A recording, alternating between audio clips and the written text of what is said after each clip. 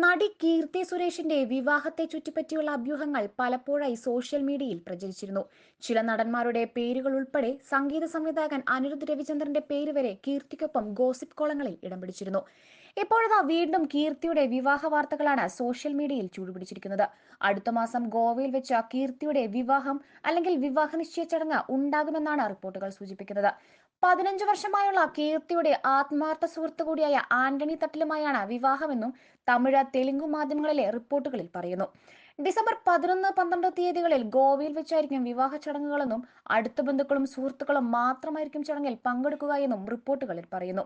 ആന്റണി തട്ടിൽ Dubai കേന്ദ്രീകരിച്ച് പ്രവർത്തിക്കുന്ന വ്യവസായിയാണെന്നും വരും ദിവസങ്ങളിൽ വിവാഹ വാർത്ത സംബന്ധിച്ച് ഇരുവരും ഔദ്യോഗികമായ പ്രഖ്യാപനം നടത്തുമെന്നുമാണ് റിപ്പോർട്ടുകൾ പറയുന്നത്. കീർത്തി ഒരു സുഹൃത്തുമായി പ്രണയത്തിലാണെന്ന് നേരത്തെ ഗോസിപ്പുകൾ ഉണ്ടായിരുന്നു. ദുബായിലുള്ള ഒരു വ്യവസായിക്കൊപ്പമുള്ള ചിത്രം പുറത്തുവന്നതോടെ ഇത്തരം ഗോസിപ്പുകൾ പ്രചരിച്ചത്. എന്നാൽ ഇത് തന്റെ സുഹൃത്താണെന്നും വെറുതെ അദ്ദേഹത്തെ ഇതിലേക്ക് വലിച്ചിഴക്കേണ്ടിയിരുന്നില്ല എന്നും നടി അന്ന് പ്രതികരിച്ചിരുന്നു.